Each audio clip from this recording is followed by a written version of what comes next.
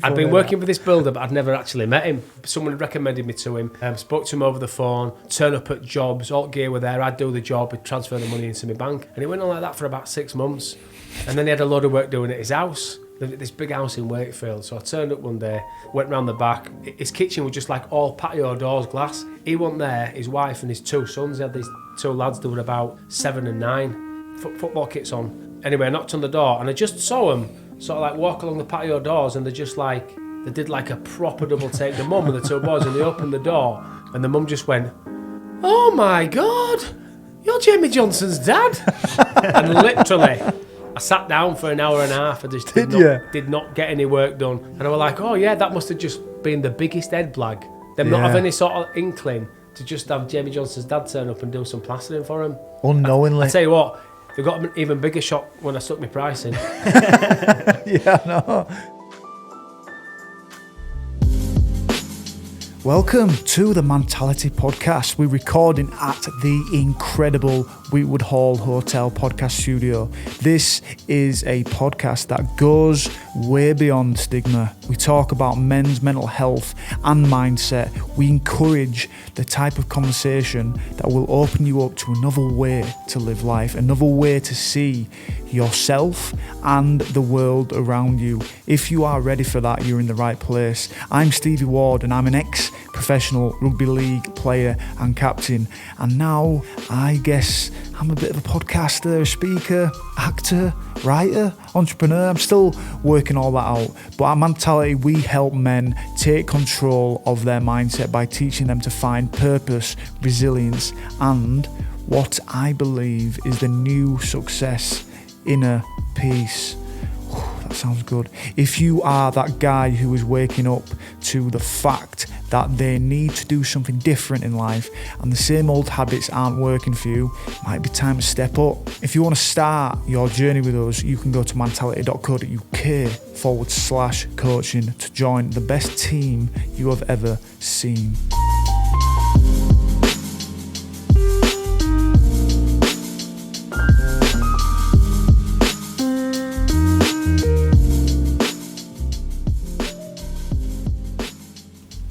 Well, joining us today on the Mentality Podcast, we have got the one and only Paul Fox, friend of Mentality. You've been on the podcast. It's been third time. I think that might be the most. I think he's the first 3-time defending guest, third-time champion. Yeah, I've still not. You've been on more than Dom. I feel pretty good, but I've still not been paid for the other 2. Oh no, that's yeah. It's clearing, I think, isn't it? Yeah, is it? You know, we're striving to. Yeah, we'll get there. To do that.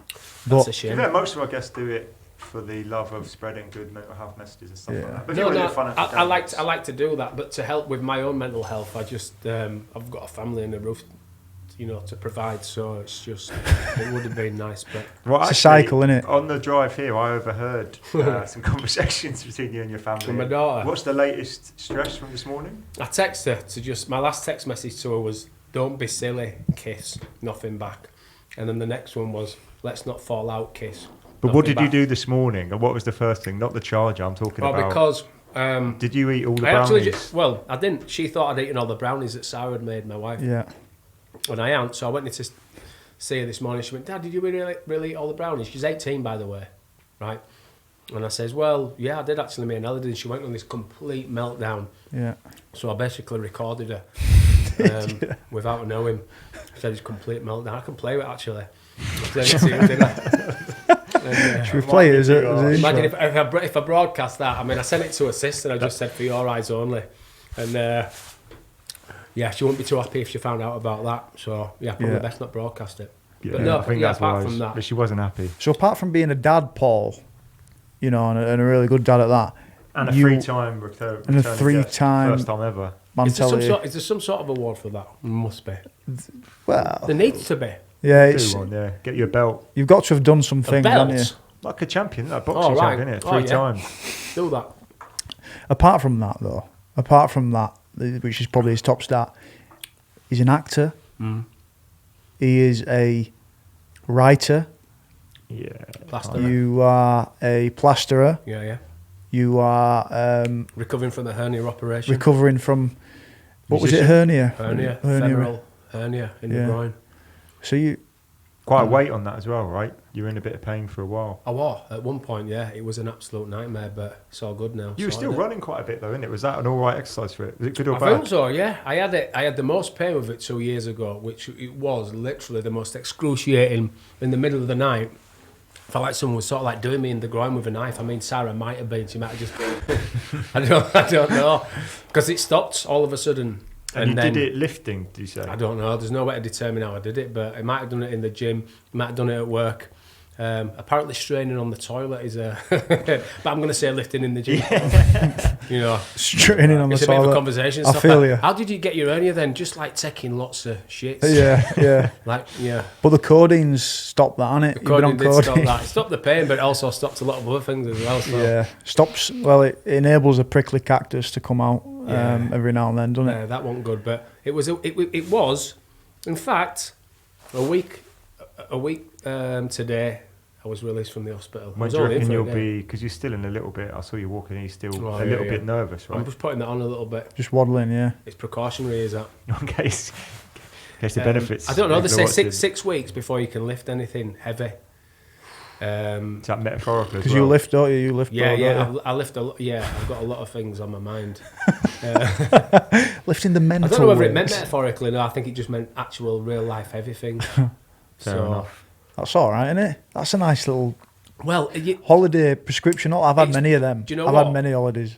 It is, isn't it? Yeah, you're the least person I know who'd be like, that's I've had all right, some holidays, paid leave for an injury. Yeah, but I'm not getting paid, am I? Because I'm self-employed. Yeah, that's true. There is that. So that's the problem. And not being able to do stuff, not being able to do any exercises. Not that I'm kind of Daley Thompson, but I like to kind of offset nice food and the odd drink with a bit of exercise. So I literally can't do anything. Well, we're jumping ahead a bit, I think, but should we just go into a bit of how are you finding being injured for someone who enjoys being active and, being out on shoots or being plastering? Oh, it's a nightmare. I'm only a week in. Well, I'm a week in and it's a nightmare. I was meant to be taking Ella, my youngest daughter, to go see Dave at Parklife. And I kind of felt all right to go, but everyone was going, like all my family was just going, right, you're not going. So, and it probably wouldn't have been the wisest thing to do. So it's hard. It's really difficult. As much as I sometimes find exercise a bit of a bind, I do really rely on it as well to try and keep myself physically in check. And people say this, so often, but I think mentally, the effect that exercise plays in your mental well-being, in mine in particular, is massive. I'm already thinking, I can, they said heavy lifting, so maybe I can go to the gym and just lift a few dumbbells, but I kind of think... You do 2.5 kilograms in it that you usually do? I'm usually do, on the bicep curls? Yeah. We're going to get into a pissing contest now and how much we lift. I don't really do. I'll stay out. I go to the gym with my 16-year-old daughter, and I can't. Well, she goes toe-to-toe with me. I don't lift. Yeah, she's pretty fit, is Ella, actually. You don't need to. All I do now is walk. I'm a bit like Chris. Chris is a serial walker, aren't you? And I took my car back end of last year when COVID were coming again, the lockdown were coming again, and after I'd lost my job and all my sense of self as well. I took my car back and I thought, I don't need a car. I don't need a car now. It's lockdown. I'm not going to be moving anywhere else. There's no one to go and meet. So I thought, I'm not going to get one. Took it back. And I'm like, walking is the best thing ever. Oh, it's quite liberating, isn't it? Yeah. Do you put podcasts on or music and stuff? Put podcasts on, put my Discover Weekly on, What's Spotify. What's Spotify makes like a playlist and it just right. Based on what you've been listening to each week. It gives I get I listen to the one that they send you at the end of every year. Like the top 100 songs that you've listened to, which is class. Yeah, that's a killer. That is a killer. But the Discover Weekly for me now is like finding like... You must know that my brain's fucked because it's finding like the peaceful jazz, electronica. The algorithm is sort of... I'm like, how's it? I guarantee you, right? Have you been a recommended one which has got Alan Watts audio? Oh, I've had a few of them. I get them every single time. I look for them. Do you? Okay, that's why though. I was looking for that the other day. There's a few Alan Watts inserts into songs. Who's Alan Watts? He's like a philosopher, kind of like spiritual. Well, like a Ramdas type character. He is a bit like that, isn't he? Yeah. But like, was a little bit... Was he a bit before him? or not? I'm not sure how the timelines line up. They played Ramdas on Six Music the other week. Did they? Yeah. Alan Watts is in loads of like dance tracks, like quotes about. Yeah. Mate, he's the man. It's He really literally. really nice, I first listened to Alan Watts, and I was like a bit lost. He don't sound like a guru, does he? He sounds like someone who might fix your boiler. He sounds like. Is Alan? Is he around yet? Have you seen that, Alan? The plumber, no, the philosopher. Alan Watts. Alan Watts has got to be a Sparky, right? Alan, Watts. right? You're just about to set off on this like new venture of being a philosopher. Do you want to change your name to like Stargazer or something like that? No, man, Alan's fine. Alan? Fine. Alan, he doesn't sound like a philosopher. I've seen some stuff. He's the one for, if you ever watched like YouTube videos like Watch the Meaning of Life, it's always one of his narrations over the top. Right, Yeah. American guy. No, He's British. English. British. Oh, is he? English, yeah. The only thing I'd say about him is that I don't think his life matched what he preached that No, much. I Oh, think really? Towards the yeah, end, I think yeah. he went off. I think he was an or- alcoholic. Yeah. So, Really? That's interesting. I'm going to Google him now. So he had a lot of insight, and he opened up the world. You know, as if he'd just flipping seeing through it and trying to tell everyone about it. And I think he was an alcoholic as well towards back end. Oh, really? Which is slightly worrying, isn't it? Yeah, it is a little bit, actually. I've got pictures of him I here, always actually. found that when I first was like, I used to Google philosophers, because when I was doing philosophy, I was like, right, let's check out this guy, because I really like what he's saying. He like Yeah. went mad, senile, started talking to his horse, and like you're like, what? Like, where's the ones that are like, lived really happy? Yeah. And I Alan thought- Watts is like, I think he had problems with multiple wives and drinking. I'm like, Yeah. I've got him here. Charles Bukowski, he's Yeah. got some good quotes, hasn't he? Yeah. But he was a nutter. Oh, yeah, He was a Charles bad Bukowski. man. Well, yeah, I've got it here. Alan Wilson Watts was an English writer and speaker known for interpreting and popularising Buddhism, Taoism and Hinduism for a Western audience. Born in Chelhurst, England, he also trained as a plumber. No, it doesn't Also say trained that. as a plumber. mate, you're missing. Alan Watts has got to be a Sparky. Watts. Oh, of course Watts. he has. Yeah, definitely.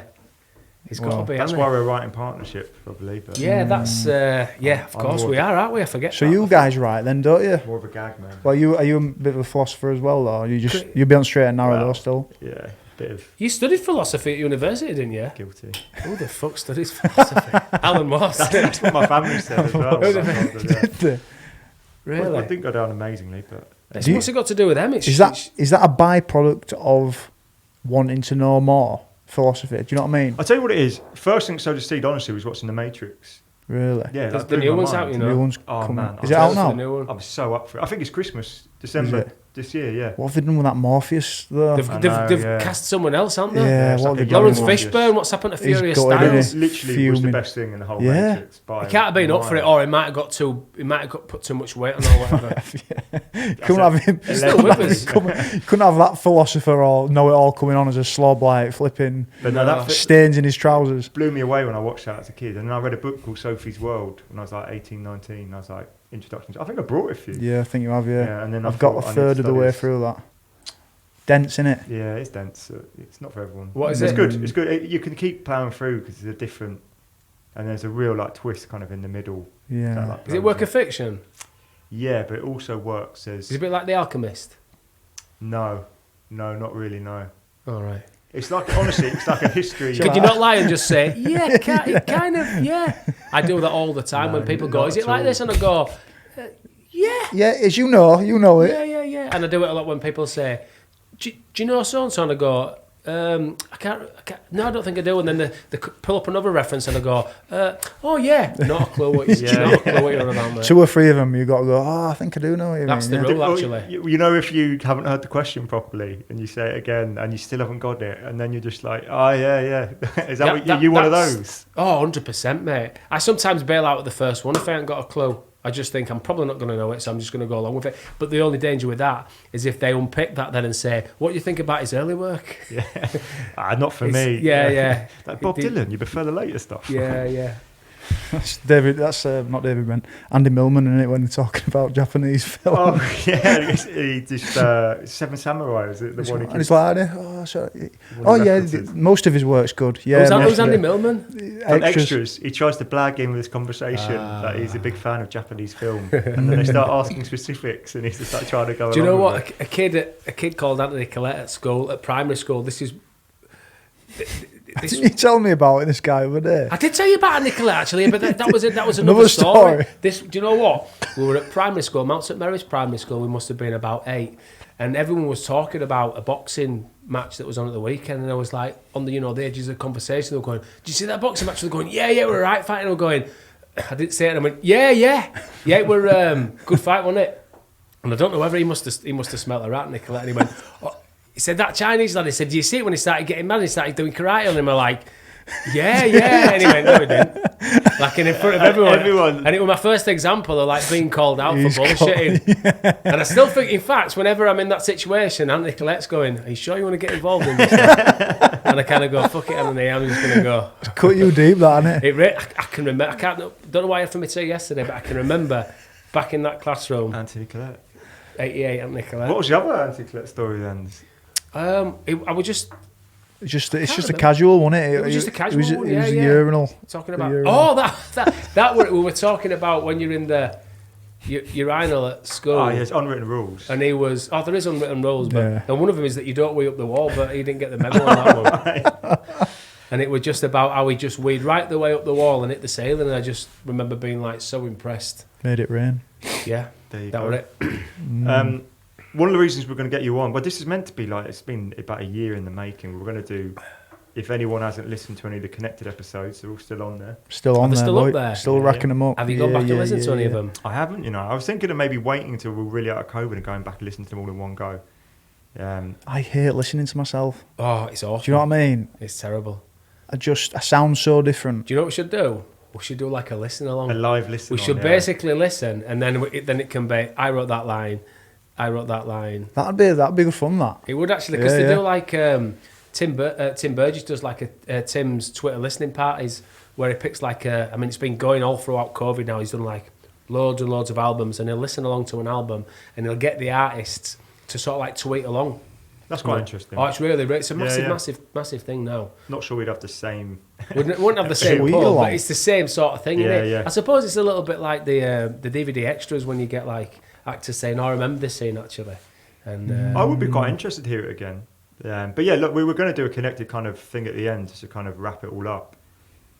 We never did we? Not really, no. I don't know why we didn't get around to that. I think we just. And it came out of nowhere because COVID came along, and my commissions were all pushed back, and Foxy, obviously all your acting work was put on the back burner. Everything. And you were at a loss, Stevie, as well, but wanting to get your teeth in something creative. Yeah. So I just pitched it to Red Ladder. I said, we could just write, we've got the recording equipment, we could just write little short 5-10 minute like podcast episodes and put them out kind of about, and we didn't really have a plan of where we'd get to. We just thought we'd create these characters, we did a little bit of work on them.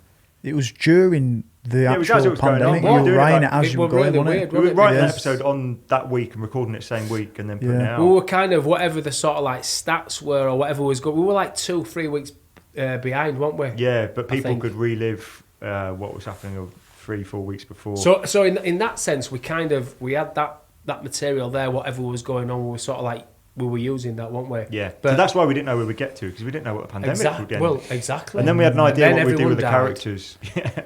And then the world ended. Yeah. But then we had the idea. So Leeds and Liverpool was actually really interesting teams to pick because they both went on massive journeys post. Of course. Yeah, they won the title, and so did we. Yeah. So that was quite a nice angle on it. Did we end it with that? Can you remember? That was the final episode. Yeah. They were back in person for the final one. Yeah, in my backyard. Yeah. And we introduced the deaf as well, right? So we didn't try. It was meant to be kind of like a bit light-hearted and funny, but we did have. Who died in it? I think it was your Danny's mum, wasn't it? Was I Danny? Yeah. How was Danny? Danny's mum. Flipping it. I can't remember. It's like a blur, isn't it? Spoiler alert for anyone who wants to go and listen to them. Cut that.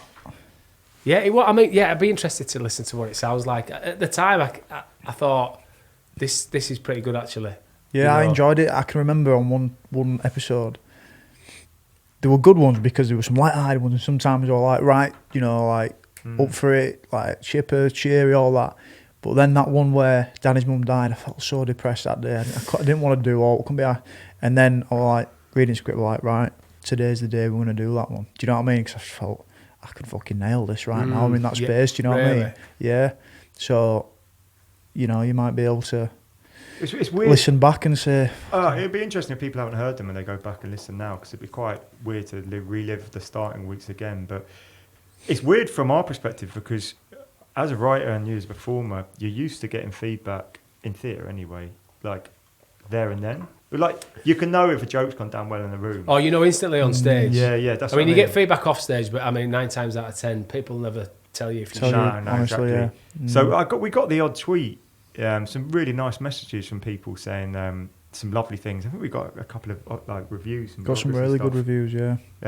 But yeah, it'd be interesting to see if people had any feedback. Send it over if you do. I was a little bit worried actually because we had good listenerships across Red Ladder and Mentality, so people were listening to every episode. Because I was worried that it'd be really crap. Not for any other reason other than we're doing it on the fly. Just because Stevie were on board. Fucking hell, it best be good, this lad. But mate, you nailed it, by the way. Yeah. You did it. You did a great job, mate. You really did. But it turned out it was really good, and obviously Dom doing the Foley, doing the sound and everything. He did a great job. Because it wasn't just. It started out where I kind of thought, it'll just be us two talking, but then Dom adding the sound effects and everything really created the world. Yeah. It did, it adds quite a lot, that, doesn't it? Oh, everything. You don't even think of that when you're thinking about the production before it. You sort, it's just two guys, voice recorder job, but he put the effects around even it. the sound. Even when you talk about, all right, they're in a pub now, or they're in someone's house. Like you can tell, like the type of room that you're in from how your voice sounds. He did a really good job. All that detail. Yeah. But no, it was fun. I would like to go back and listen to it. Probably should have done that before we recapped it, to be honest. But should have done. It's bad planning. We can have a bit of a like do them in batches. Listen to them in batches and then make a video out of that. They are quite short as well for anyone who hasn't. They're like 5-10 minutes. Yeah. Usually a few good gags in there as well. A couple. Yeah. Who wrote the gags? It's a bit of. It was a joint effort. It was a joint effort. Yeah. There were definitely times where I think we can go on to Truthers as like a thing, a pilot we're working on together. Yeah.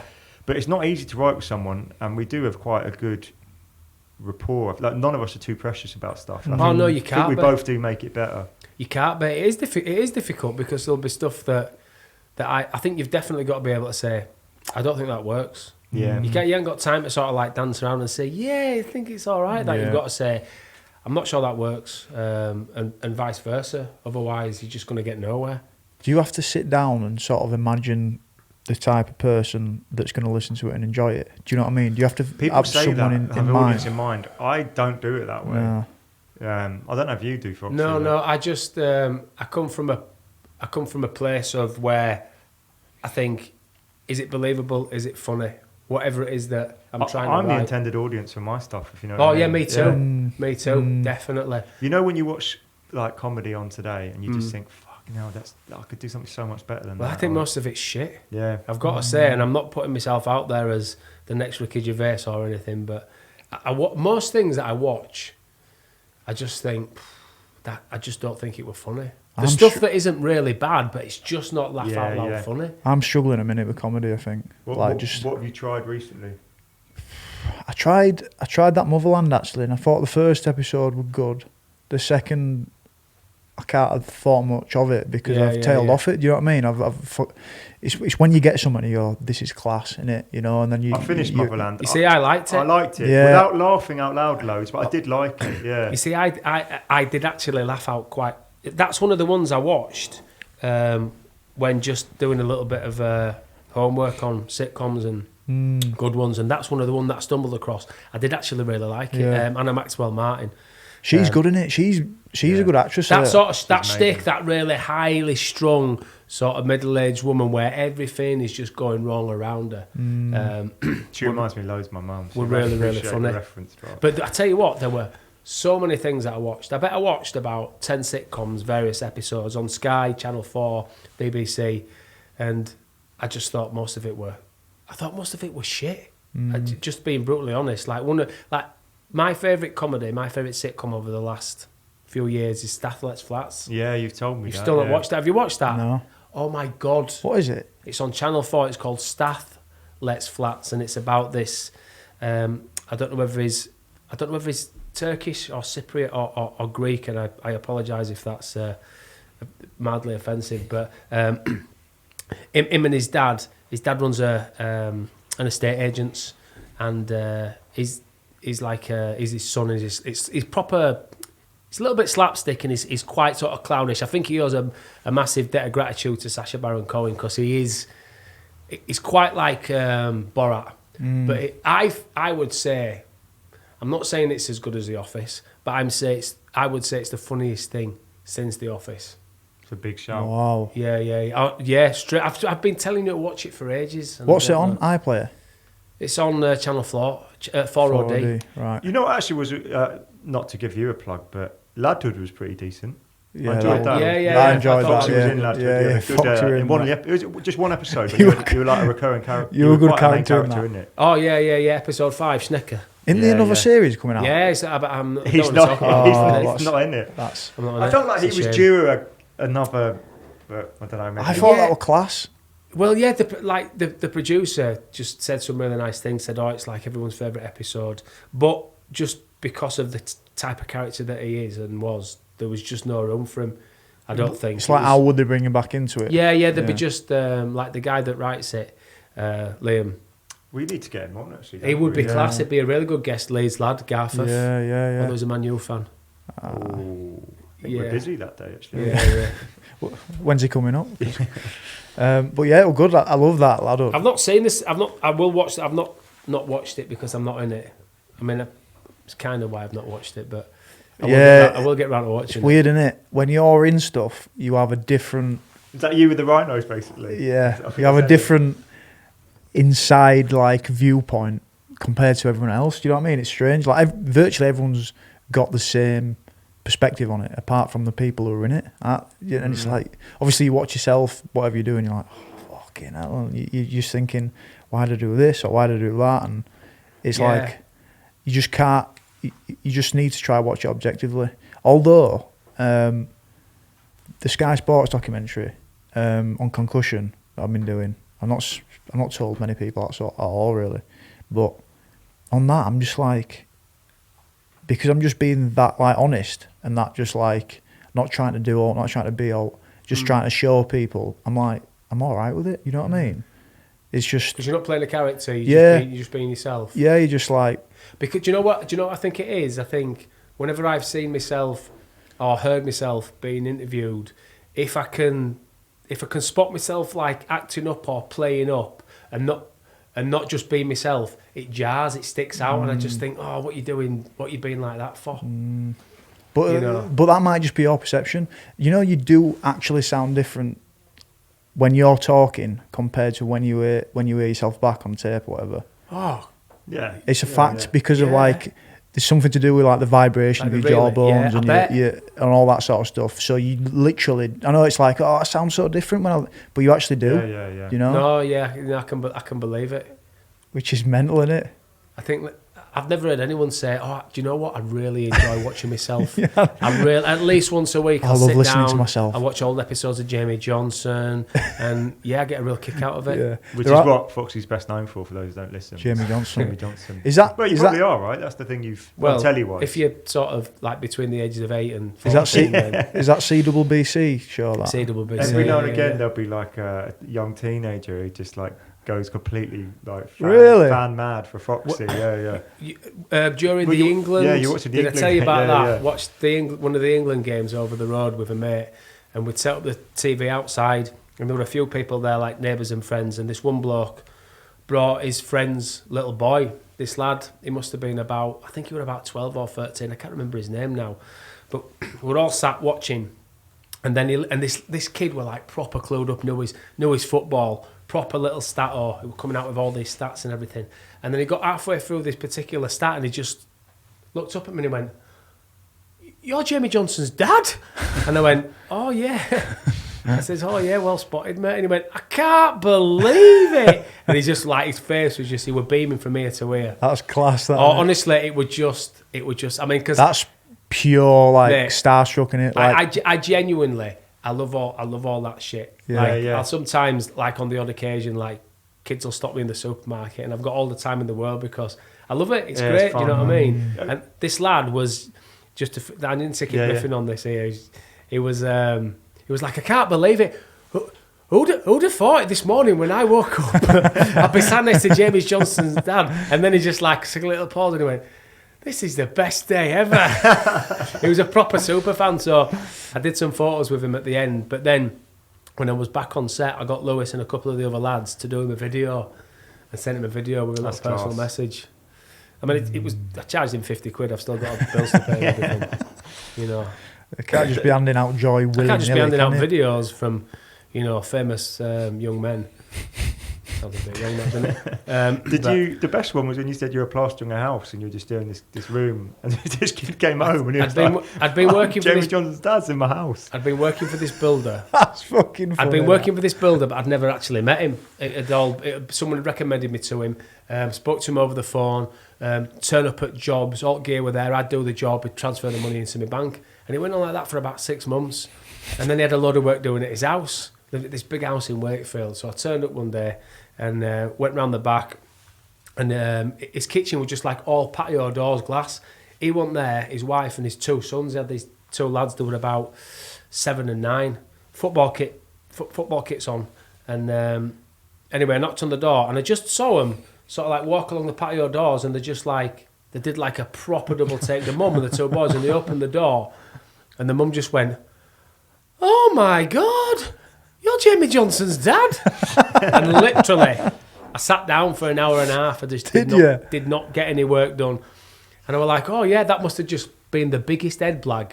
Them not have any sort of inkling to just have Jamie Johnson's dad turn up and do some plastering for him. Unknowingly. I tell you what, they got an even bigger shock when I stuck my price in.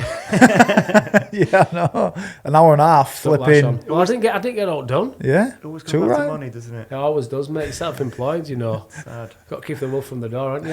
It's sad. You were just bleating to me about the, you know, not having any money. Yeah, well, yeah. It's unknowingly that bloke's just been getting you to work, Jamie Johnson.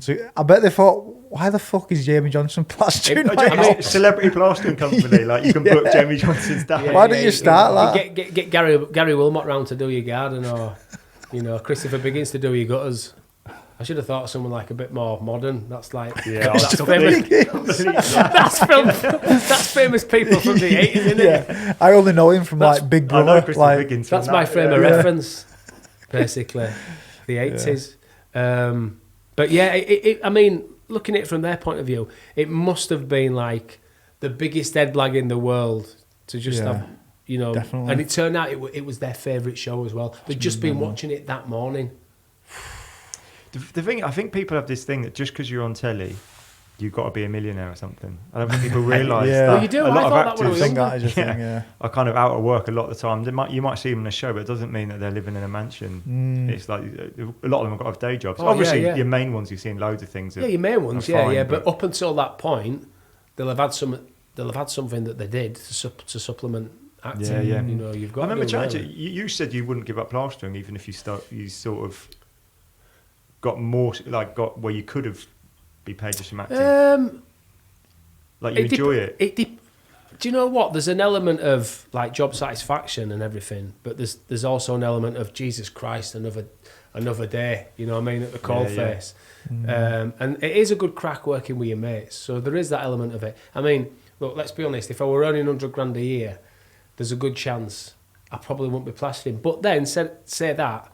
If I were earning, you could up your prices of plastering. I could do. Yeah. I could be really choosy. Get Daniel Craig to plaster you. I could be really choosy about what jobs I did. But if I had a load of free time, then I could quite, you know, jump on a job with a mate. So I probably still would do from time to time. But just like the need to sort of like get out there every day and do 8 hours, because it is a physically demanding job. You know, knocking your pan out every day, literally. So I mean, with that in mind, our aim with like coming up with ideas, because obviously Foxy's a brilliant actor, and he's a really good comic actor as well.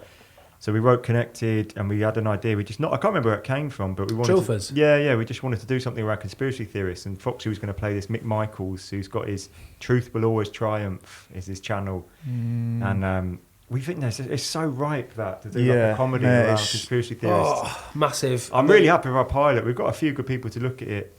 Yeah, but it's kind of following his journey at the start of his channel, setting up and some of his main conspiracies, and they're around Heinz Beans being involved in like loads of world events and stuff. And like the thing is with the it's such a prominent thing at the moment. Like with the pandemic, Oh, mate, anti-vaxxers, you know, and you know the 20th anniversary of 9/11, you know, all the sort of 9/11 conspiracies resurface. That whole thing is sort of like that whole movement is massive. You only have to look at the marches in London and well attended, yes, well attended. You know, thousands. We're not talking like a small movement here, but just in terms of. And I think all of us listening, I definitely know a few people who've kind of gone down that line of thinking recently. Probably people listening who think.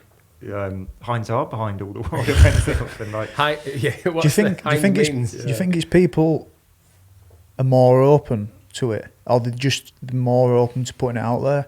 There's always been people believing in conspiracies for years and thousands of years or whatever, but do you think it's because the platform's bigger for it?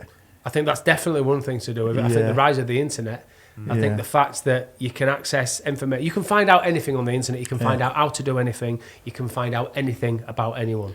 You know, you just have to type it in, and it's unregulated. So you know, a lot of the stuff that I mean, like good friends of mine, who are sort of like heavily into that movement, they'll sort of like quote some article, and I'm like, well, who's published the article? And they're like, well, I don't know. It was just on the internet, and that's the problem. Anyone can say anything with no real basis or grounding. With a headline, and that's the dangerous thing. Look, and let's be honest, right?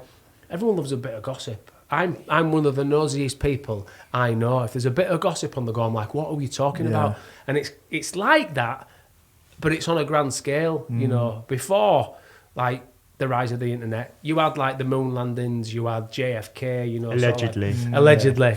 You know, that's it, innit? But now. I mean, they're everywhere. You've got, you know... What are your favourites? You know, because we went deep in the rabbit hole to try and find, like, loads. The ridiculous ones. Yeah. Oh. And every now and again when you go too deep in the rabbit hole, one of us would be like the other and go, I think there might be something. No, yeah. I think... And then you have to shake yourself. Right, here's my two favourites, right? Yeah. My two favourites. You might have to say it to me. In at number one. And are they only a conspiracy until they're proven true? Is that how it works? But, I mean, what define proof? Define, you know, how do you... Measure, being able to measure it with what tools? Video. Mate, people don't even, because the Paul McCartney one is you that asked one me of the your question. favourites? Don't be jumping in on my toe. Go on, give it, and then so we'll talk about. There's the Paul McCartney one, which is that Paul McCartney died in like 1972 and was replaced by a clone. Is it an actor or something? Oh well, because they go, look, it's not the same. And obviously 10 years older guy. The Paul McCartney that we have now is not the actual original Paul McCartney who was in the Beatles. It's a replacement. It's an actor that he died in a car crash, and it was just obviously there was just too much money to be made from Paul McCartney, like the brand. So they just put this. It just reminded me of one because there's another one is that Stevie Wonder's not actually blind. Yeah, that was my one as well. What are you asking me questions for and then answering them? Mate, the reason I'm bringing that one up is fucking great interview, this, isn't it? Where do you live? Leeds, I'll say that. I'll tell that one. I'll tell that one. Yeah. What's your favourite book? It's Catcher in the Rye. The video that you showed me of that one, right? On YouTube. Is it a good book? Yeah. There's it's all right. But there's one of the funniest quotes ever that I found on the comments section because Paul McCartney's in the video where they allege that Stevie Wonder's not blind. And that's one, actually, that's an actual real life conspiracy theory that Stevie Wonder ain't blind. And there's a video where he catches a mic stand as it's falling. Yeah. You watch it and you're like, there's definitely a reason, like someone's nudged him or whatever. I think Stevie Wonder's blind, but in the video, Paul McCartney's in the same shot, and there's someone go, of course, fake Paul has to be in on it. Yeah. In the comments. It's so funny. That's far out, isn't it? That's too far. I thought you were going to go a lot deeper. Like, there's one that Australia doesn't exist. That was kind of. I forgot about that. I forgot about that. And that the world ended in 2012, and we're living in a simulation. And there's a massive group behind that saying, just think how weird it's been since 2012. Like everyone knows deep down that it's not quite been the same, and it ended, and we were all sucked into a simulation. What is it? Something tied? Is it tied into the Hadron Collider? Is it something? Oh, that was it. It's that. It's the day that went online. Yeah. The world ended, and we all became in a simulation, and they have all this proof for things, and Have they got proof? Have they? Go on. Alleged proof. Yeah. You have to check the Twitter for it. This is the thing with them. Like, I think Epstein. Proof is Paul McCartney is still Paul McCartney. They'll have DNA, all that. But they'll be like, well, who's giving you it? Yeah. Who's done these tests? Yeah. Stevie Wonder. Yeah. And he can bloody see as well. The thing is with these, right, the conspiracies, the Epstein thing has done it no favours, has it? You know, the facts. listen. For as much as we're sort of like derailing the whole conspiracy movement, there's things that, you know, because you have to deal in facts. We talk about these word facts, and you know, you look at circumstance and things like that. You know, the whole Epstein thing. I mean, it's just too. There's too much coincidence there for it to be not an inside job. The fact that... and he was real, right? Like 10 years ago, he said, these billionaires have their own island. You'd be like, oh, come on, mate. Most people would, but that was real. It's real, yeah. It's all... So what you say, so there's a grain of truth in a lot of them. There's a grain of truth. Not a lot of them, but every now and again. I think there's stuff that I could go into which is probably too far out, but stuff like that, when it's proven, that obviously fuels it, doesn't it? Do you know what I mean? Like, fucking hell, that's what else are they doing? Yeah, and then it goes... It supports the movement, doesn't it? Yeah. It supports the movement, and it's... I'm reluctant to... Yeah, I do genuinely believe so. I've watched and read a lot about the whole sort of Epstein situation. You know, it was put in a high security cell. Yeah. The CCTV... wasn't working. One of the guards fell asleep. It's like, come on, mate. It sounds like Scooby-Doo. Yeah. You know. You don't have to be a conspiracy theorist to think, well, the evidence suggests. Quite a lot of rational people think, right, look, it looks like something dodgy's there. Like, of course it does. There's people he was connected to who didn't want him to. The most powerful people in the world. So, yeah, it totally makes sense, doesn't it? But there are real conspiracies that come out. But the thing is, they usually do come out. They get leaked. Like, you think if 9/11 was an inside job, WikiLeaks wouldn't have found an email or something, or and I don't want to go down the rabbit hole. No, that's it. Because there'll be loads of people writing in and sending us. There's what do you call it? There's Natalie was doing for a psychology masters, looking at a study on the relationship between conspiracy theories and mindfulness. So really? Yeah, and I'm like thinking before she's saying it, I'm like, I wonder if the more mindful you are, the more likely you are to believe in conspiracies. Because you're quite open, aren't you? Yeah, what you're doing is you're opening yourself up. Exactly. But I think what it actually was the fact that the more mindful you are, the more less likely you are to believe in conspiracy theories. Right. And it's like, you sort of think like, I don't know. They were on Joe Rogan, and Candice Owen was talking on a podcast, or watching a clip of it, and she's talking about not believing in climate change. Who was that? Candice Owens. She's like American commentator, right wing. Right, okay. Yeah, that's a popular one though, like denying climate change exists. Yeah, and she's like saying, right, I don't believe it exists. You know, I won't die on the hill of this belief, but I don't believe it exists and stuff. And that it doesn't exist, or that it's not man-made. That it doesn't exist. Okay. Or she's saying that, well, yeah, that it doesn't exist, which sort of unearths. He's saying, look, 97% of scientists around the world, way more, are saying that climate change exists. And she's like, well, the climate change is every day. Yesterday it was cold, today it's warm. That's the weather. And she's saying, she's saying all this, but Joe Rogan's going in on, and this is what reminds me of the mindfulness and the conspiracy stuff. He's saying, why are you saying that you believe it doesn't exist if you don't know enough about it? She's saying, I don't know enough about it, you know. And he's saying, actually, even still, I would say, Steven Pinker's book Enlightenment Now, he has a thing on the environment, and it's actually the most tested theory in the history of science. There's the most papers. So it's every time there's a theory, people try and disprove it. That's what scientific method is. That everyone tests it, and it's beyond refute. We know it as much as we know almost that we're anything. affecting it heavily. That we affect climate change, and if you can't accept the scientific papers that in the hundreds of thousands that say it, and of course there's like 8 or 9 or 10 that have a counter theory, but they haven't been replicated. Yeah. I'm not a scientist. Most of us aren't scientists who can do that stuff. If you can't put your faith in the authorities of science to say, well, they've come to the consensus, this is real, then I don't think you can live your life being that doubtful of things like that. I have to accept that that's what strongly it is. Believe. Climate change is real. We're causing it. So that's what I like, bringing those two conversations together, like the relationship between mindfulness and conspiracy.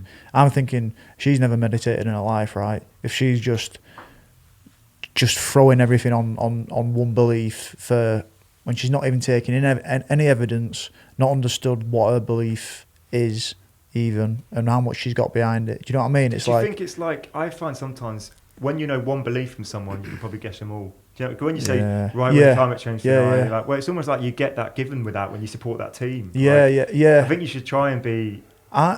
That's what I feel. I try and hold them both. Me, do you know what I mean? Like a lot of things with that, I'm like climate change. I do believe it exists because of all the evidence and stuff. But different things, How bad it will especially be is a different thing. We Yeah. don't really know, but there's Yeah. some bad projections and there's some not so bad. But it's not ones, good, is it? Yeah. I mean, there's projections, and then there's actual like events that are happening year on year exactly, throughout yeah. the world, Yeah. fires, floods. yeah, You know, yeah. And it's like you shouldn't just dive in so much, should you? To like back one thing. And this is why the conspiracies. It's like some things are said, which I'm like, possibly it could be. yeah. Possibly that could be true. The world ending in 2012 living in simulation. That could have happened.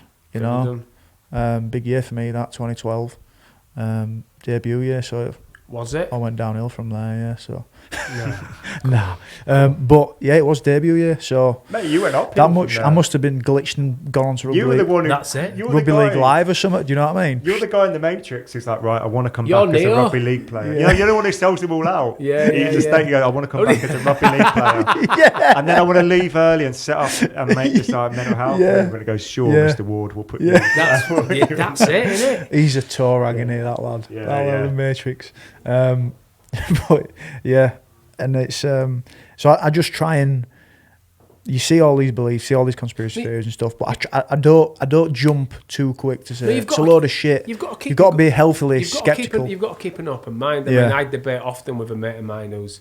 I try not to because it's just so tiring and pointless. But I'll there's certain ones that are interesting and intriguing, and there's sort of theory behind like 9/11 being an inside job, and I can understand how like the American government like having 9/11 and then the being able to sort of like say to the American public, We need right, to do do something. you see now Yeah. why we need access to your phone records so we can get the bad guys? And everyone going, all right, okay, but like just like looking at the flip side of it, that in order to do that, they'd have had to like murder like over 3,000 people. It's funny actually, I was just listening to another podcast, don't get jealous guys, Mark Maron, and he was interviewing Steve Buscemi, who guy from the amazing actor.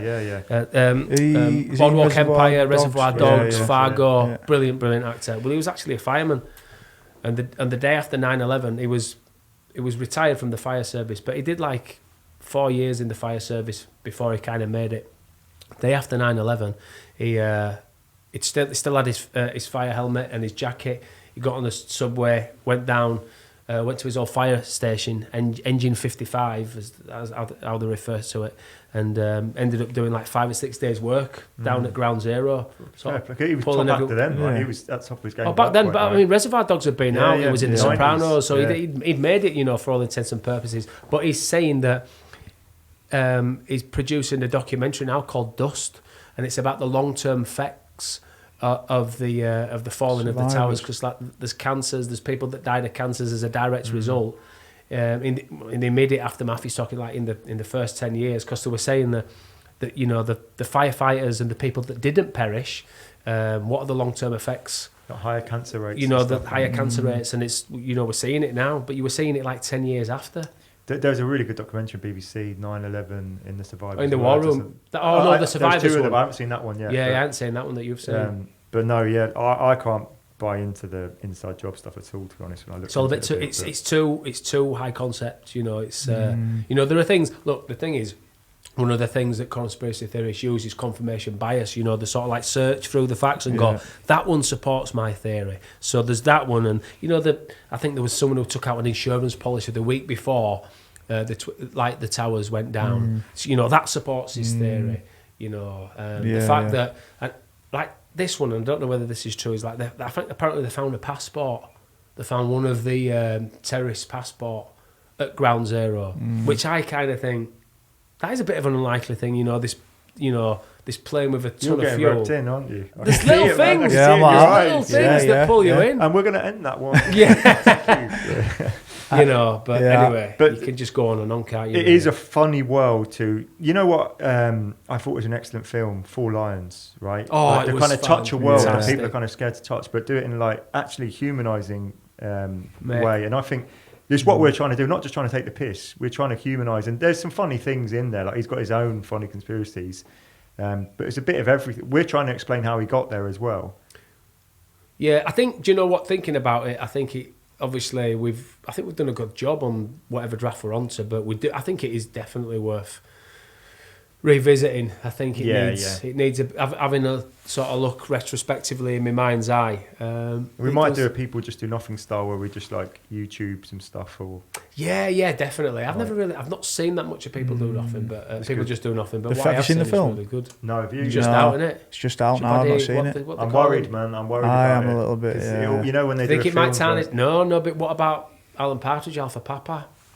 It was good. Yeah, Oh, mate, you say that with a touch of. It was No, good. it was Yeah. good. I did think it was It was good, really yeah. good. Yeah, it was. And Borat.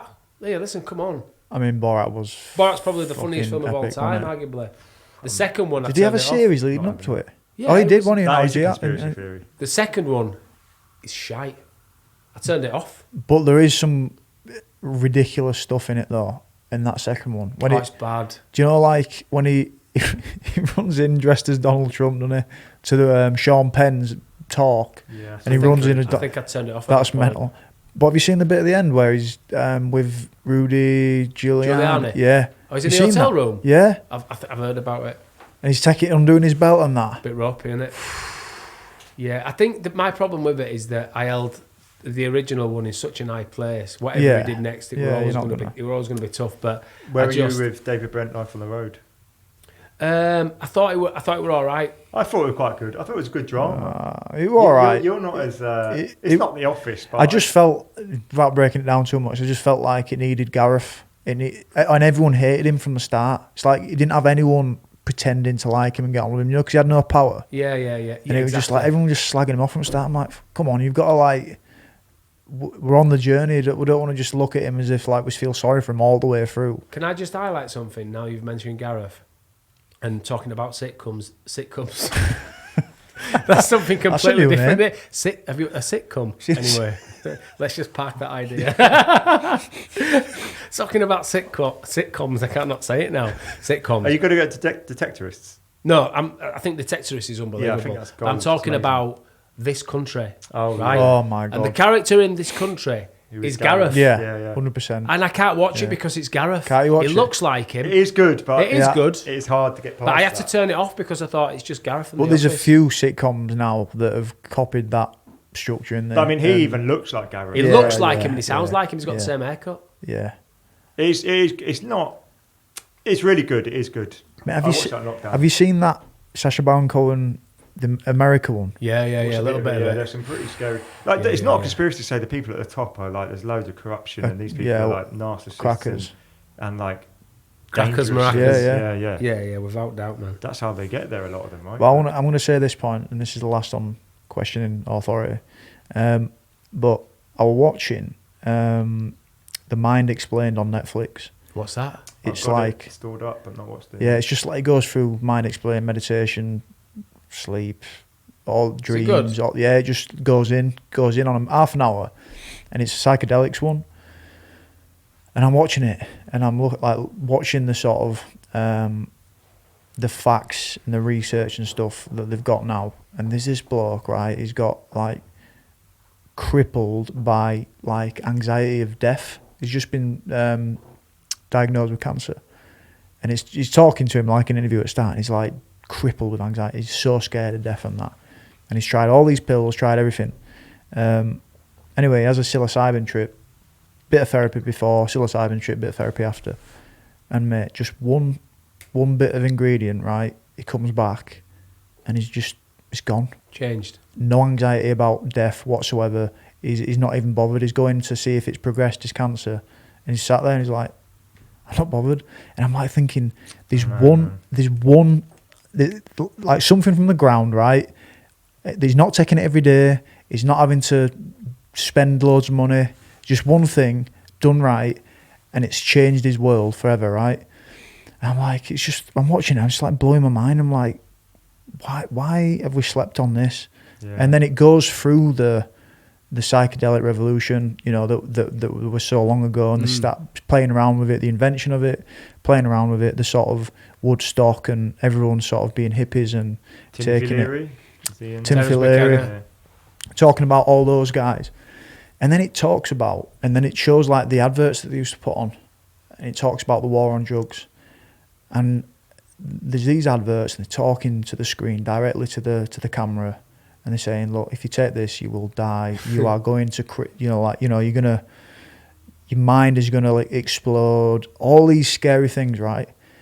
And I'm looking at it, and I'm like, how do they get away with that? Like, there was research in it and having beneficial research at that point, but they slammed the foot down and said, no more of this. Was gone. They set it back like 30, 40 years. Set back. So it's only much now that that those things are being explored in the right ways. We did an amazing podcast with two blokes. It's not out yet. It might be out by the time people hear this one, but they like people who are the cutting edge of the research around it, and it was fascinating. It's mental. Really? It's absolutely mental. What, the cutting edge of what, like psychedelics? All the science behind it, what it can do, what it can help with. Really? Yeah, and like completely from a kind of a clinical perspective. Although one of them had changed his life. Like he set up his own retreat in Thailand. Where you do it doing like trips with people who can kind of safely guide you through it. Yeah. See, that's my bag, right? That's like one of my biggest fears, aside from sort of death, which I think is high on everyone's list. Really, is like the collapse and of my mind. Like as you get older, dementia, Alzheimer's. Because I'm 43 now, and I've not always had the sharpest of minds, but I've like my ability to sort of like recall certain names and phrases. I'll have a conversation that I always have my phone to hand, and I don't know whether I often think, I wonder if that's because of the emergence of technology. You're outsourcing it, basically. You're outsourcing it to Google. Why do you need to use that part of your brain when Google can just do it for you? I don't know whether it's that, or I don't know whether it's just like wear and tear, but like improving and repairing the mind, and specifically memory, is like high on my list. I did a podcast around dementia for an arts project we did in a dementia care home, and we interviewed lots of experts around it. And the top tips were learn a second language. People who have second languages have I think 7-8 years offset from any early onset dementia or something like that. You'll have to look it up. Meditation, those things are good, but I feel like blueberries. There's a link between blue foods and dementia. What, blue foods? Yeah, and blueberries were the only one they mentioned. Blue ice pops. What about like wham bars? Let's go with blueberries. Blue chewits. I think turmeric, curcumin, there's some good evidence on like your omega oils. So I take algae oil every day. Turmeric and what? Cumin? Curcumin, that's the ingredient in turmeric. Ah, right, okay. Turmeric, sorry. But and then algae oil I take, but obviously your omegas. I've just done 40 quid in Holland and Barrett. Have you? I had to walk out because someone went, is there anything else? I went, there's lots of stuff. Mate, you told me this, that you're, that Sarah, like you hide the receipts. I have so to buy Holland and Barrett, yeah. It's all in cash now. Cause I literally went, I spent 40 quid there. I got some chia seeds, I got some cacao powder, got some maca powder. Where do you stash it? Do you have to like... underneath at my side of the bed, which is a bit of a jumble sale, like under clothes and stuff. Basically, Foxy lives in a house of people who are not... So Foxy's, he dabbles in self-improvement stuff and tries to... That's why we did like the Wim Hof retreat and meditation, things like that. But your household just don't have it at all, do they? They think I've lost my mind. Because on a morning, if I'm on it, on a morning, my routine will consist of getting up, doing some Wim Hof breathing. With a cum sit. With a sit cum and a bit of Wim Hof breathing. Cum sit? Meditation, Wim Hof breathing, a bit of Qigong, which is like Tai Chi. Are you on to that? I didn't know you were doing that. Like, yeah, the 10-minute Qigong. Like following a YouTube or like... Yeah, there's a guy on YouTube who does like 10 minutes, it's class. And you feel like energised and awake from it? Or? Yeah, you do like, you kind of slap yourself up a little bit, but then you do all this sort of breathing and moving your arms. Is it like just a moving meditation then? It is a little bit like a moving meditation, and it's just, if you know what Tai Chi is, that's the more popular form of it. Qigong, it's the variation of it. It's moving. It's like, listen, if you buy into all that thing, if you don't, you kind of think I'm like talking bollocks, but like aligning your chakras. Movement in the morning. Aside from anything else, it's a bit of movement. It gets the blood flowing. It gets your muscles. But when one of your daughters comes downstairs, when they come downstairs, and I'm sort of like, halfway through a meditation, and. Yeah, they do. They think I've kind of gone. I've crossed over. So you're stashing chia seeds and all. I've got chia. Oh, listen. At any one time, I've got the psilocybin magic mushrooms. I take a microdose of them every day. Are you noticing stuff? I mean, it's really hard to quantify whether... We asked these two lads about microdosing, didn't we? Yeah. Off the top of my head, they were like, there's just not enough. Yeah, they're saying research. They were sceptical. Yeah. Oh, really? Yeah, they're saying there's not enough good research. Yeah, they were sceptical on creative. The people say they're more creative, but then they've done tests where they're more... Yeah, it's like placebo. I don't know, I mean, like in... but it's like placebo still works anyway, so it's the thing is, the placebo effect does still work. I mean, aside from whether or not... Might not now we've told you, but... That's it, I fucked it. But you do actually get... sometimes you do have this sort of overwhelming feeling of positivity, you know, and I suppose that's from the effects that it like traditionally, if you'd have took magic mushrooms, it'd have been to get off your head and trip out, you know, or whatever. Yeah. And with that, you'd get this sort of like feeling of, you know, positivity. So there's that, but and it's like it's almost like it's impossible to sort of. You kind of just think, do you know what I feel in a really good mood. You know, no matter what it is, you know, shit day at work, Leeds have lost 3-0 at Liverpool. And there's that. I take all sorts of other mushrooms, cod liver oil, ginkgo biloba, ginseng. Mate, honestly, I've got this little section of the kitchen, this little basket with all my lotions and potions. That's what I'm like, yeah. That's what I'm like. I've got tons of the stuff. Yeah, I'm always debating. Claire's always asking, like, what's and it's this all one? it's all with the intention of trying to improve my mind. Yeah. You know, trying to improve my body, you know, reducing inflammation, all that sort of stuff. So it's interesting that the two guys said that they weren't quite sure about microdosing. What it has been used for, and it's been used in a lot of major universities over the world, is for treatment with anxiety and depression. There's a lot of evidence to support that. Yeah. Okay. Yeah, I can't remember exactly. I'll send it to you when it's out, but they might have said some of the benefits as well. I think there's some massive claims around it. There's massive research though about in general having those big trips and stuff, which is what's obviously confirmed on Netflix, and that's what we're looking at now. And I'm just like looking at those adverts, the war on drugs, and I'm like, what's their intention in doing those adverts? Well, it supports Big Pharma, doesn't it? Exactly, yeah. We sound like conspiracy theorists now. It's a fact to say that they have spoke to us and sort of told us that we're not researching this, it's bad for you or whatever. Yeah. They were scared as well, right? They thought it was going to cause like lawlessness and all these sort of things. They were wrong. Yeah. But it was fear and ignorance. I mean, I don't know. I mean, because they were using it like CIA, you know, the... What's it called? What's that program called? The Manchurian Candidates. It's Agent or what's the flipping program called? The CIA program where they used like LSD to try and Harvard LSD trials or something. They used to give. They would give it to people to try and sort of, to manipulate them for one.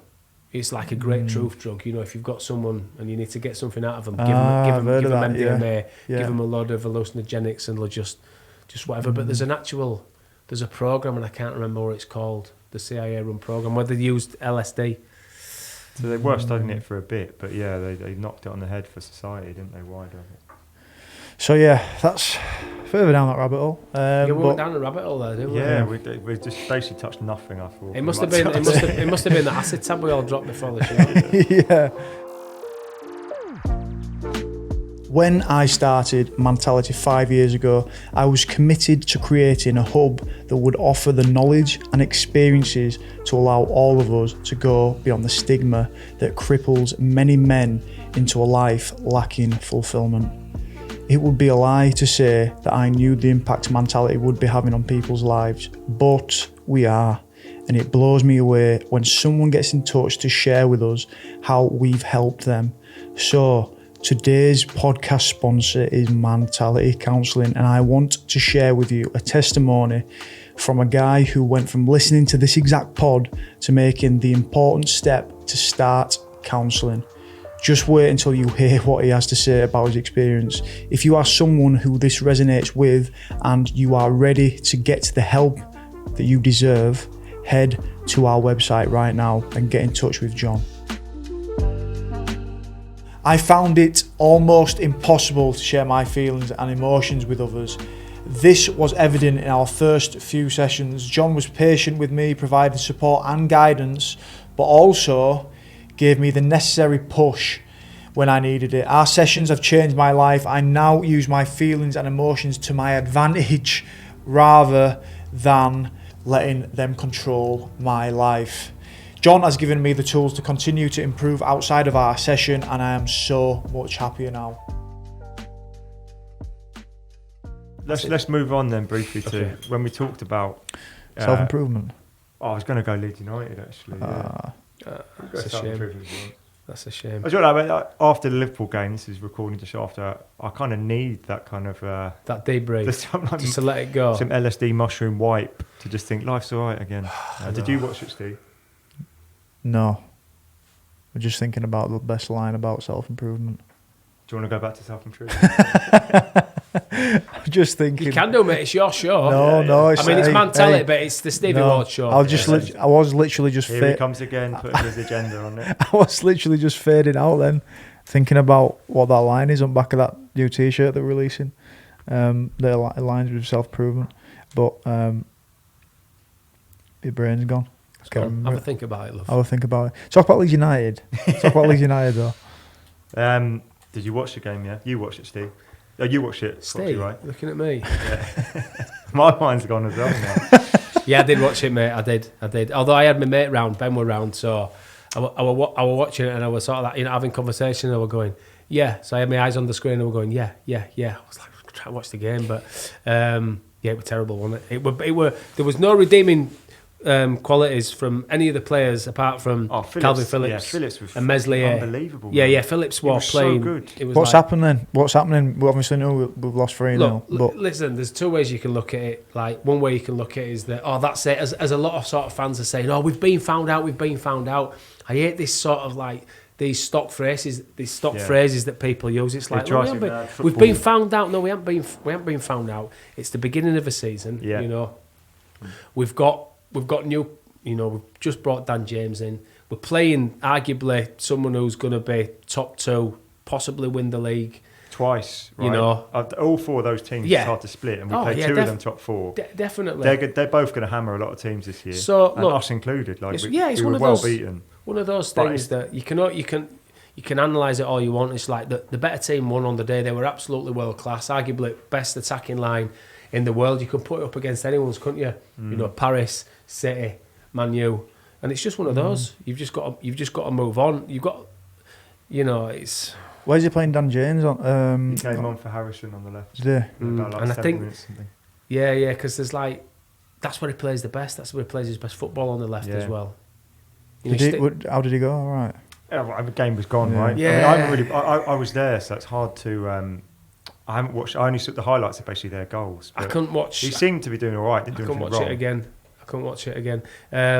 Guess there's talk about like playing Harrison, because Harrison switches Rafinha, don't they? They do that all the time. But playing Rafinha in the middle, Rafinha didn't have a good game, I thought. But no, he didn't have a great game. No one did really, apart from Meslier and Phillips. Unreal, yeah. So I just think it's one of those. You've just got to move on. It's first 4 games.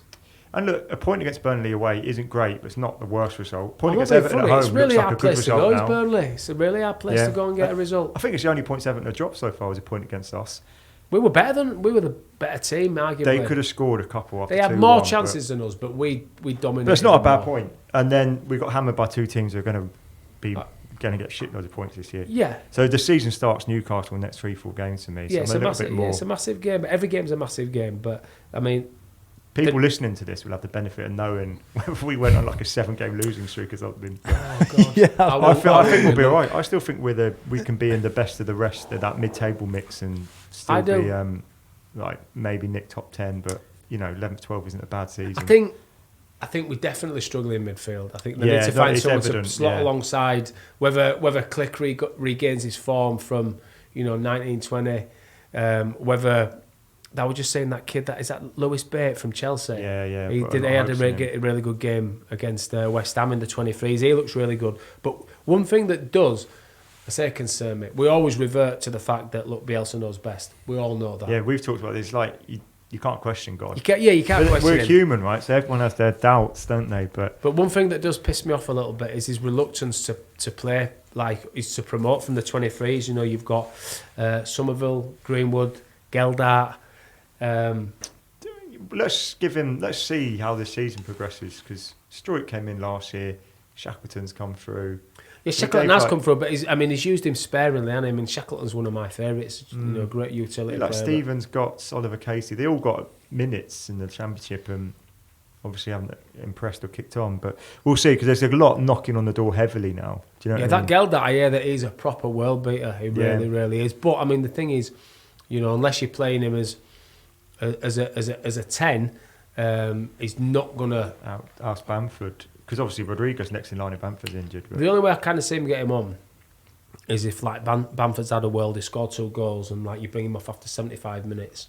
Or if we get someone in the cup if we beat Fulham, hopefully, who's like lower down and we're 3-0 up after half time. Second half or something, hopefully. Sorry, I'm eating this sweet. It's a little bit unprofessional. Who's this to bring it on? But like the Crew game we had, I kind of expected to see Somerville and Gelder. He took it seriously. And he took it. I mean, to be fair to him, he kind of thought, right, I want to have a good cup run here. So the team did look really, really strong. To be fair. Are you? Because we touched on Leeds United now and again. There's a lot of Leeds United podcasts out there. There's loads in there. I wanted to do an episode around like whether they're a good or bad thing. Like Arsenal Fan TV is the classic example. Like basically the model's built on them being bad. Everyone tunes in or listens. Everyone hypes up after the loss, don't they? So as a player, we've talked about it before, but did you tune much in? When there's like negative stuff online, innit? You know where the momentum's at. Yeah. Do you know what I mean? You don't go flipping looking at forums and stuff like that. You might see tweets. I don't know actually. I think if you were probably not. There was no. I think the younger ones might do. There? But what about match reports? Because I suppose it's like a review. Like I think most actors read reviews. Like you want to know. You're searching for the good stuff. And the one negative line is the only one that sticks. I think you do that. That's human nature. I think you do that when you're younger. I think you do that when you're younger, and just to see how you're being portrayed or whatever. Like as you're coming up, and if your performance has been. But I think as you get older, it's just within the.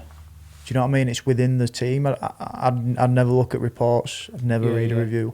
I'd never read the magazines about specific topics with rhinos. Do you know what I mean? Like it was just like you say, it's like different reality for you in it compared to what everyone else is looking in it. And I guess we're talking about Leeds United and we're purely speculating because. Would they listen to the podcast and stuff that are out, or did you think players just shut that out?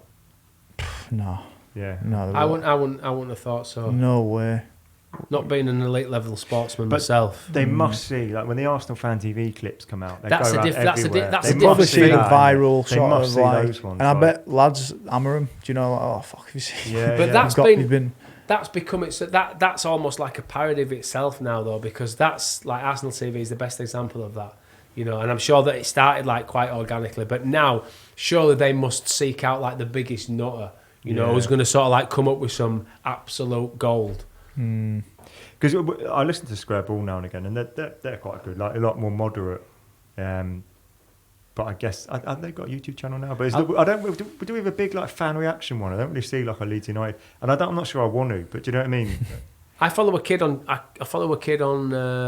YouTube, and he either used to be on Square Ball podcast or another really popular. It might be All Leeds Our Way. I don't know whether it was a really popular Leeds United podcast, and he's just all over it for like transfer news, really good information. So it's not so much for like debrief of a match or whatever. It'll just be there's some really good pages on that now, like All Stats, aren't we? I think the All Stats All We go on Twitter is just. I mean, that's really interesting. Yeah, is that his full time job? Because the work that he puts into that is just amazing. Yeah, fantastic. Well, so he just smashes the stats for Leeds games. They really just go down and break down like how we're going to look in the next game and what to look out for the other team. And I think they've got quite a lot of patrons now, so I think they maybe really? Yeah, making a bit of money out but of it. But it's really interesting. So. It kind of helps you when you're watching the game. You're like stuff to look out for.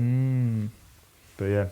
But no, I think I backed Leeds for the title. I got 150 to 1, but then I always put a stupid little bet on. But I do think, once we find a little bit of momentum, I still we're essentially the same team last year. All this we've been found out bollocks is just that exactly. It's bollocks. Yeah, I know. Well, I think if anything, we're an improved version of last year. I think we're not seeing it yet. I think we're going to miss. I think we're going to miss. I think we're going to miss Alioski. I think for me, jury's still out on Junior Firpo. But if anything, we've improved that attack. Find someone to just sit alongside Phillips in midfield, whether that's Click. I don't think it's Dallas. I think he's a great utility player, but I think we need to find like a proper... I like the three of them playing there because it gives you a little bit more stability, and maybe dropping Rodrigo and just using him as backup. Yeah, I wouldn't play Rodrigo as a 10. That's another thing. But no, I think in a nutshell, I think it's positive. How's Dallas been going this year? Not the same as last year. Yeah. Neither is Ayling. Ayling's not like... Scored that flipping screamer though, didn't he? I was there. I was yeah. the best moments of my life, and it lasted about 5 minutes. They were 3-1 up already within 5 minutes. Yeah. I just thought that's the universe. That was the equaliser as well, wasn't it? Yeah, 1-1. So it mattered. It's great. When I just watched it at the Peacock just as that. I was looking for my mates and I was like, where the fuck are they? And then I just all of a sudden it all went off. Yeah. And then all my mates were like, he's here, that's it. You cannot go in anyways. You know, like I was some sort of lucky omen, and then literally they conceded about 10 minutes later. It's like, get out. On to the more important stuff, right? Fantasy football. So I joined Foxy's league last year with all his mates. Yeah, he won it. Look, he won it. All right, let's just cut to the chase. Don't do the big build-up because I can't do it. I hadn't played it for probably about 8-9 years. Get lost. I actually hadn't. Give over. But I walked in. Yeah, there's about 200 in it, would you say? Yeah, of course. There's about 12. No, there's about 30 or 20. There's about 20. There's not 30. There's literally there's about 17 lads in it. It's going bigger. It's getting bigger. There's 17 lads in it. I think there's 20 this year. 10 are buying, I think. You haven't started so well though, have you, mate? No, I've started really badly this year, yeah. So, but you know, I'm still confident. But what I noticed, right, I don't know if anyone listening gets this. The reason I left it, because I thought, I'm not enjoying football as much anymore. And just recently, I've started getting that feeling like, it's starting to freaking go around my head a lot, like playing my mental health. I'll be like going, yeah, massively. Antonio got sent off and I put him in. I should have put Trent in. Yeah, I could have afforded Trent if I dropped him down to 4.5. And you go through all these ruminations, and it's like, I'm not sure it's that healthy sometimes. Like, I'm trying to set some rules around it. Like, I look on Friday before and I try and leave it midweek. Because you can drive yourself mad, right? There's like YouTube channels. I'll tell you what, not last year, but the year before, I dropped Firmino after sticking with him for ages. I thought, I've had enough. Like, he didn't score enough goals. Went and scored an hat-trick, didn't he? And I just cannot. It still gets brought up now. If we're out in the boozer or if we're all together and Firmino comes on, someone will look over and just be like, I'll just get a look, and it's like, yeah, it still hurts. But I bet actually, that's the thing. I was like, I told you, I lost the mates league with like the last 5 minutes. Yeah, when Leeds conceded in that last game to West Brom, they're 3-0 up. I lost the league by like a few points based on that goal being conceded. That's tough, is that? And it was like another league was like 20 quid buying or something, and it was my mate's home. That was like my main rival at home, hit me right at the post, and I was leading for 36, 38 quid. And I was like, this is actually like, I'm trying to be mindful, but I was like, this is ruining my day. It was really hard to get over it. I've got a couple of little rivalries in my own league with like a couple of mates, and like I won like my little mini league. Like obviously as the sort of season goes on, like my mate Greeny, we were back and forth. And I beat him. Like went down to the last game of the season. He beat me the season before, and the season before that, we finished level on points. Right, we're actually in the box in town, and like that day, that Sunday, so everyone was playing at 3 o'clock. 3 o'clock kick off all games. Was it bonus points that go down? So listen. I ended up finishing above him, so it was only a tenner, but it's like the bragging rights. It's the bragging rights that are more valuable. I was a tenner over, and then the next day it's like, oh look, we finished on the same points, which we did when the bonus points was upgraded. But I finished above him in the table. Just about. No, apparently. Oh, no, they go down to transfers made. It goes down to transfers made, done it. But at the time, I didn't realise. I was like, no, I finished above you in the table. But since found out that it goes down to how many transfers you've made, so useful bit of info that. But yeah, no, if anyone else that resonates, it's tough, man. It's tough. There's 3 things. I've got to manage that stuff, man. Honestly, the other day I was like, it's going on my head. I was like, I played my wild card, and I was like, this and ahhing with all stuff. I was like, I've got to get back to stuff which matters, man. Like the real world. Yeah. There's 3 things that can. We're fucking good as humans, are we? Just getting involved in shit. Yeah, 100%. Try and explain why that matters to Claire. Yeah. It's when you hear yourself saying it, you're like. No, sorry, it's not real, but it's like if they do well for my team, it does matter. I get to tell Fox. That's it. That's what it boils down to. It's bragging rights. Yeah. But there's 3 things that can spoil my weekend: Leeds losing, my bet not coming in, or just missing out on a bet. Missing and out. my fantasy football league, if I do particularly bad. Speaking of betting, I don't know if you saw Paul Merson today. Oh, who was going around on Twitter. It was quite moving. They're reading bits from I think it was a letter he'd written himself. I think he's lost all his money again or something. Really? He's gambling, or he's in a bad way. Really? That's funny because I was watching a documentary last night, caught a little bit of it, like the Premier League years, like a 4-parter. Yeah. And they were focused on the bit where he had his press conference and he broke down, and he was speaking as like it must have been like a few months ago whenever they made the documentary, talking about what a sort of like low place he was at. So he's kind of in a bad place again. Yeah, I think I want to get this right. He got drawn in again in lockdown. So like the world events were really depressed, and he got back into the addict mindset, like kind of took over again. Really? And we've got a podcast coming up which we're booking with a guy whose dad lost everything to gambling. So it's an area we're going to talk about. Wow, it's interesting. Yeah, it's interesting that actually. It is because I'm fine. I can manage it, but I can understand that. Like, it's just a bit of fun. You put a bit of money on the game, but I can understand for some people if you can't manage it, it's serious. I know lads before online betting apps and that sort of thing who go in the bookies and they bang all the wages in, and they bang all the wages on like a month's wages on a horse. That's before the introduction of betting apps. Yeah. And I've always had a little bet. I'm lucky enough to be able to. Don't get me wrong. Sometimes I feel the compulsion if I'll ration myself like 20-30 quid a week, and if that goes on a Saturday, I kind of think, like I'll do my Saturday bet, and I'll think if that goes if I stupidly pick the 12 o'clock kickoff, I'll think I'll just put another 20 quid, and I've been guilty of sort of like going up to 40-50 quid, but they're regulated to an extent, aren't they? But surely. This guys have done loads of campaigning, I think, around like trying to get better regulations. So I think it'd be a good episode to try and that'd be get interesting. into how they can protect the people. Because I know someone who actually is banned from all betting sites because he does so well. It's horses is his stuff. Really? Because he does so well. Yeah. That's so not fair, is it? They won't let you continue to bet with them. It's quite well known, yeah. There's that first gamblers where you can't, so they use other people's accounts to bet with, and the other you can give 10% commission. That's all right, isn't it? Have you got his number? I do, yeah. You can't do. You got too good at it now, mate. You got too good at it again. I guess they say it's like a pub can refuse to serve a customer, right? Yeah, but only if he gets too drunk. Yeah. You're too winning. Not really. Yeah. No, not really. But no, they generally ban you if you start taking too much money. Yeah, they have like accounts. Anyway, I'm sure we'll get into all that. I'm pretty sure that's. There's a lot of footballers that literally have 3/4 of the wages that go straight to bookies. Yeah, thingy at Leeds allegedly. John Lettio, was it? No. Wrong, sorry. Striker, who's really fast. Striker, I can't remember his name. Scottish. Played for Ross McCormack. Ross McCormack, Yeah. I think he'd struggled a little bit, so I'd heard. Is it big in rugby league? People having an issue with it, or I think did you not come across it? When you're young lads, you can. It's a lot of downtime, lot of sort of like disposable cash. So easy. You can obviously you've got disposable cash. You're getting money coming in. And then there's a load of time, like I say, a load of downtime. You're sometimes done by 12-1. Sometimes like there's players that will go into bookies and they'll flip in, go on roulette. Really? 100, 200 quid spins, lose it, do it again. It's bad, isn't it? Yeah. That just makes me feel anxious thinking about that. It's not a good play. There's people, you get to know, like, they've stopped them roulette wheels now, haven't they? They've stopped. I don't think you can go in and put. I think there's like maximum bets of like flipping 10 quid or something. Really? You mean on the machines in betting shops? In the actual shops, yeah. Yeah. But even still, those things are dead. But yeah, I think they try to regulate a bit. And you can only have 2 or something. You put money in and you flip in, just bang it right. And people would just literally like just smash it to bits and it'd just go. They'd see it drop.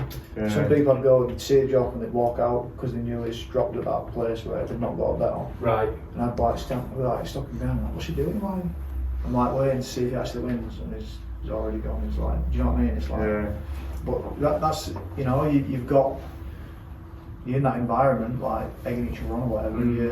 You're flipping, finishing at 12. It's like you've had a coffee. You go, There's monkeys over us. Yeah, I bet. And look, they sponsor the shit out of all sports as well, don't they? So I think that could be maybe the next one, like with obviously nicotine and alcohol. Yeah. The 80s and 90s sponsored everything ever within there, and that was sort of that was cut. Maybe that's where it's heading. Is that, or they just got to get better regulation? And I mean, how did they do that? I think they are getting better. Look, please gamble responsibly. All right. Okay. Oh, cheers. Thanks for putting that little disclaimer at the end. That's really You don't think stop about me. that when you're flipping. When you're in deep. In your house, do you? No. Fucking. Yeah. Don't matter about being responsible now. No. I fucked that a long time ago.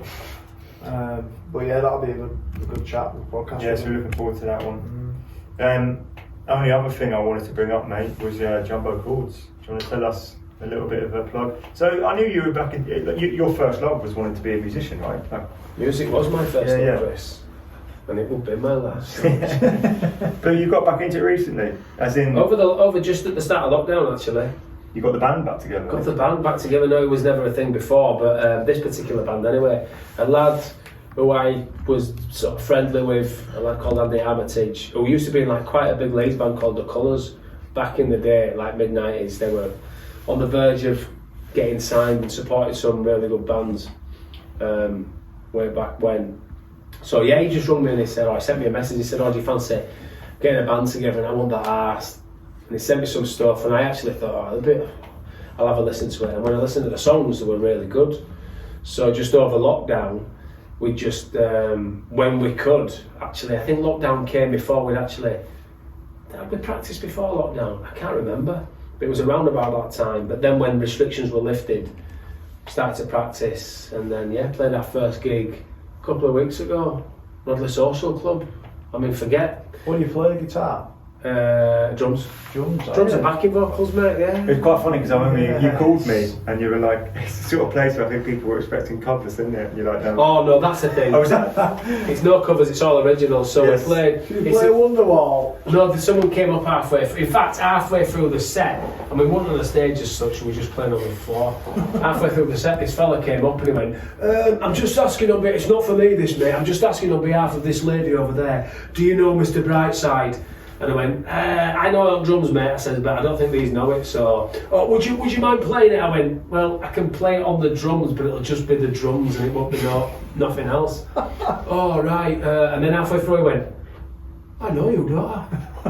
And I went, That was Jamie Johnson. No, it wasn't actually. And it turned out he knew my dad. I was a little bit unnerved when someone says, I know your face. It's always followed by like, you owe me some money, or I'm going to chin you. But he didn't. But yeah, the thing is that it's all original stuff, and they're really, really good songs. But people want to hear covers, and it was in a boozer, social club. Really, no one's going to stop and listen to if you play the originals. But we did all right actually. We won them over. Did you have to win them over a bit with like the in-song chat and stuff? Or? Well, yeah, I just threw in like a couple of really shit gags. Like So we started by, I said, so welcome everyone, we're Jumbo Chords, and we're going to play you a few songs. I'm going to start things off by asking, have we got any Whitney Houston fans in? And this couple of women at the back went, yes! I went, oh, fantastic, I love a bit of Whitney Houston. Let me just ask you a question here. What is Whitney Houston's favourite type of coordination? Silence. I just went, hand-eye. Oh my god. Hand-eye. So I just hand-eye coordination. I know, yeah. It's a good. I love them shit jobs. So they just did not. I was just met because that got their attention a little bit. Yeah, I've got the Whitney Houston's fans, so they thought they're getting. I want to dance with somebody or something like that. So I've got their attention, and I just hit them with it, and there was just complete silence. All the conversation stopped and everything, and they looked at me. And I was just like, it's.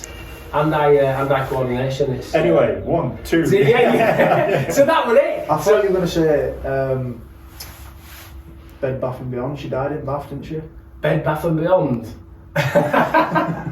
No, that was not. No. I kind of thought, considering I seem to have genuine Whitney Houston fans there, I better just keep it respectful.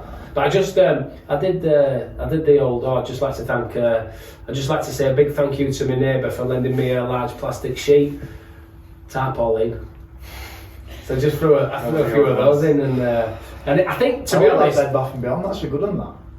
Isn't I've it? not heard I've just that. made it up. That's good. Is that a coordination? No, it's not really No, coordination. no, I think Type of mine's... coordination. But I Should think have a mine's... different lead into. yeah, I'd lean a different. Yeah. The setup with it doesn't really work, Yeah. Steve. That's how we write the jokes. Yeah, that's you it, you perform see. them Yeah, so yeah. well on It's Connected. a good, it's a good answer, innit? But you do need the front It's part. the question. It is. It's all about the And that's setup. life, isn't it? Yeah. It's the question. It's all about I the think that's setup. better than and I. But it's not really. It's not, is it? We're there, because that ties in with the most famous song, I Will Always Love You, right? The most famous part of the song. And then, you know, the setup, what's Whitney Houston's favourite type of coordination?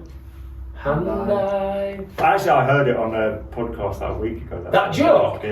Are you having a laugh? I completed the Mark Commode and Mayo film review. They had that literally like a week ago. So they might have done it from you, but I did that 2 weeks ago at one of the social clubs, so you were first. I was there first, mate. Yeah, I think the coordination bit for me, we were thinking.